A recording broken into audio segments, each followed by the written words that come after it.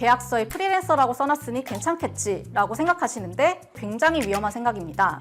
만약 프리랜서가 근로자로 인정되면 대표님이 지는 부담은 단순히 퇴직금을 지급하는 것에서 끝나지 않습니다.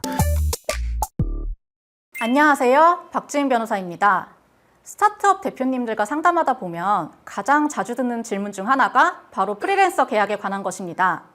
개발자, 디자이너, 마케터 같은 분들과 프리랜서로 계약을 맺었는데 나중에 그 사람이 퇴직금이나 연장근로 수당을 요구하면서 나는 근로자다 라고 주장하는 경우입니다. 많은 대표님들이 계약서에 프리랜서라고 써놨으니 괜찮겠지 라고 생각하시는데 이게 사실 굉장히 위험한 생각입니다. 법적 분쟁에서는 계약서 제목보다 실제로 어떻게 일했느냐가 훨씬 중요하기 때문입니다. 법원은 계약의 형식이 아니라 실질적으로 사용 종속 관계가 있었는지를 기준으로 근로자인지 아닌지를 판단합니다. 쉽게 말해 회사가 상당한 지휘 감독을 했는지, 근무 시간과 장소를 정해줬는지, 보수가 고정적이었는지 같은 걸 두루 따져보는 겁니다. 실제 사례를 통해 구체적인 판단 기준을 살펴보겠습니다. IT 스타트업을 운영하는 김 대표님이 개발자 A씨와 프리랜서 용역 계약을 맺었습니다. 월급 대신 프로젝트 단계별로 성과 보수를 주고 근무 시간과 장소는 A씨 자율에 맡겼습니다. 4대 보험 대신 사업소득세 3.3%를 원천 징수했고요. 그런데 프로젝트가 끝나자 A씨가 매주 회의에도 나갔고 업무 지시도 받았으니 나는 근로자다 라면서 퇴직금과 수당을 요구하고 김 대표님을 근로기준법 위반으로 노동청에 진정을 제기한 뒤 급기야 형사고소까지 했습니다. 결론부터 말씀드리면 김 대표님은 긴 싸움 끝에 무죄 판결을 받았습니다. 법원이 A씨를 근로자로 보지 않은 이유는 이렇습니다. 첫째, 구체적인 지휘 감독이 없었습니다. 김 대표님이 한 건 프로젝트 목표를 정하고 결과물 방향을 함께 협의한 것뿐입니다. 개발을 어떤 방식으로 할지, 코드를 어떻게 짤지 같은 실제 작업 과정은 전적으로 A씨 재량이었고요. 이건 근로기준법에서 말하는 지휘 감독으로 보기 어렵습니다. 둘째, 근무 시간과 장소에 구속이 없었습니다.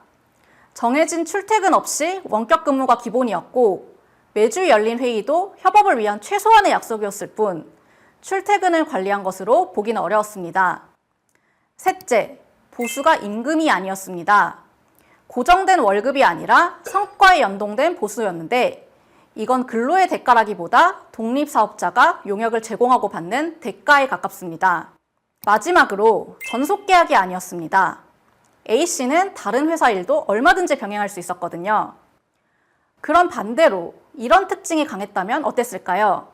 A씨가 메신저나 이메일로 수시로 구체적인 지시를 받고 진행 상황도 일일이 보고했다고 해보겠습니다. 여기에 복장이나 업무 방식까지 회사가 정해서 통제했다면 이건 회사의 지휘 감독을 받은 겁니다. 그리고 정해진 시간과 장소로 출퇴근할 의무가 있고 지각이나 조퇴까지 관리를 받았다면 근무 시간과 장소에 매인 거고요. 성과가 아니라 매달 고정된 급여를 받았다면 그 돈은 근로의 대가, 즉 임금에 가깝습니다. 마지막으로 다른 회사 일을 사실상 못하게 막거나 회사 승인을 받게 했다면 전속성까지 인정되는 거죠. 이런 특징들이 강했다면 아마 A씨는 근로자로 인정됐을 가능성이 높습니다. 저는 CJ 사내 변호사를 거쳐 대형 로펌에서 파트너 변호사로 일하면서 스타트업 분쟁을 정말 많이 봐왔습니다. 그런데 이 프리랜서 문제는 유독 스타트업에서 자주 터지거든요. 거기에 몇 가지 이유가 있습니다.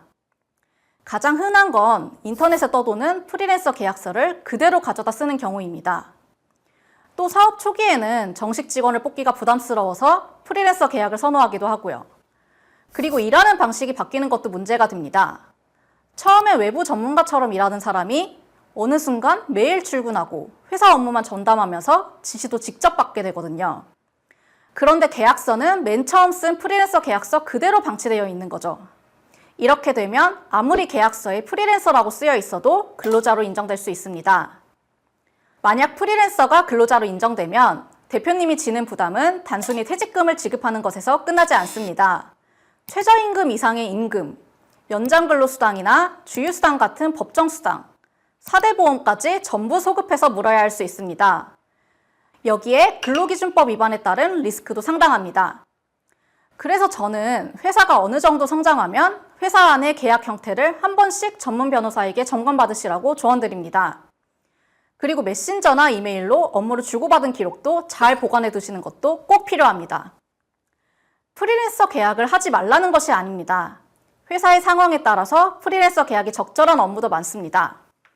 다만 스타트업은 워낙 빠르게 크다 보니 작년에는 분명 프리랜서였는데 지금은 사실상 직원이 돼버린 경우가 정말 많습니다. 특히 출퇴근 시간과 근무 장소를 고정하고 복장이나 업무 방식까지 통제하기 시작하면 근로자로 인정될 가능성이 높아집니다.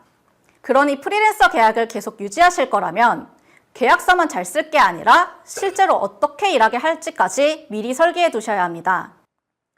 혹시 이미 분쟁이 벌어졌다면 계약서만 들여다보지 마시고 실제 근무 방식을 보여주는 객관적인 자료, 메신저 대화나 이메일, 업무 기록 같은 것을 먼저 확보하셔야 합니다.